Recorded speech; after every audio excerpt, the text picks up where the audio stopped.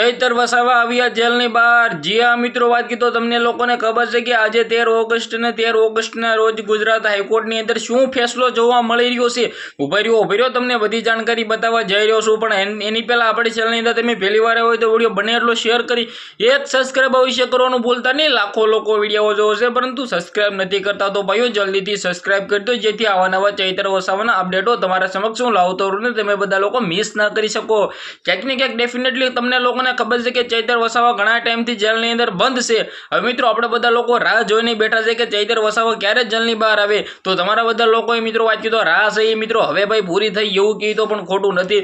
ગણતરીના કલાકની અંદર ચૈતર વસાવા આવશે જેલની બહાર। ક્યાંક ને ક્યાંક ચૈતરભાઈ વસાવા છે એ ઘણા ટાઈમથી જેલની અંદર બંધ છે, ત્યારે આદિવાસી સમાજના લોકોનો એક નારો હતો કે ચૈતર વસાવા જેલની બહાર લાવો, જેલ કા તોલા તૂટેગા, ચૈતર વસાવા છૂટેગા। અને ફાઇનલી મિત્રો આજે ચૈતરભાઈ વસાવાને જામીન અરજીની સુનાવણી થવા જઈ રહી છે ગુજરાત હાઈકોર્ટની અંદર। તારે મિત્રો વાત કીધું આપણે રાહ જોઈને બેઠા છીએ કે ચૈતર વસાવાને જામીન ક્યારે મળે અને ક્યારે ચૈતર વસાવા જેલની બહાર આવે, કારણ કે તમને લોકોને ખબર છે કે ઘણીવાર ચૈતર વસાવાના જામીન અરજીની સુનાવણીની અંદર મિત્રો ગેપ નાખી દેવામાં આવ્યો છે, તો ઘણી વખત ચૈતર વસાવાના જામીન છે રદ થઈ ગયા છે, તો ઘણી વખત ભાઈ ચૈતર વસાવાનો વારો જ ન આવ્યો।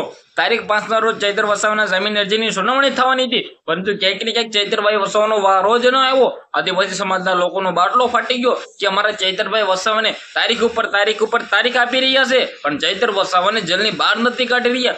આજે 13 ઓગસ્ટના રોજ ચૈતર વસાવાના જામીન અરજીની સુનાવણી થવા જઈ રહી છે, ત્યારે ચૈતર વસાવા જેલની બહાર આવી શકે છે અને મને લાગે છે કે આજે તો ચૈતર વસાવાને જામીન મળી જ જવાના છે। જો આજે પણ ચૈતર વસાવાને જામીન નહીં મળે, આજે પણ ચૈતર વસાવાનો વારો નહીં આવે, જો આજે પણ આ મુદ્દત છે મિત્રો લંબાઈ દેવામાં આવે છે, તો ક્યાંક ને ક્યાંક આદિવાસી સમાજના લોકોએ એક મળીને આંદોલન કરવું પડશે, કારણ કે ચૈતરભાઈ વસાવાને તો બહાર કાઢવાના જ છે અને તે નિર્દોષ છે। તો જલ્દીથી જલ્દી મિત્રો વિડીયોને શેર કરી દીધો। આ વિડીયોમાંથી આટલી જ માહિતી, આપણે એક નવો વિડીયો મળીએ।